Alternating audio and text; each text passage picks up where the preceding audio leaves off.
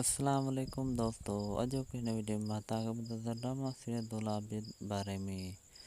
दोस्तों, छा drama serial दौलाब कॾहिं हलंदो ऐं कहिड़ी तारीख़ ते हलायो वेंदो? दोस्तों, जेतिरा तव्हांखे ख़बर आहे, ड्रामा सीरियल दौलाब जे पहिरें स्पेल जी शूटिंग ख़तम थी चुकी आहे। ॿिए स्पेल जी शूटिंग 19 तारीख़ ते शुरू थींदी। दोस्तों, हिन ड्रामे में तमामु वॾा अदाकार हिन में मौजूदु आहिनि।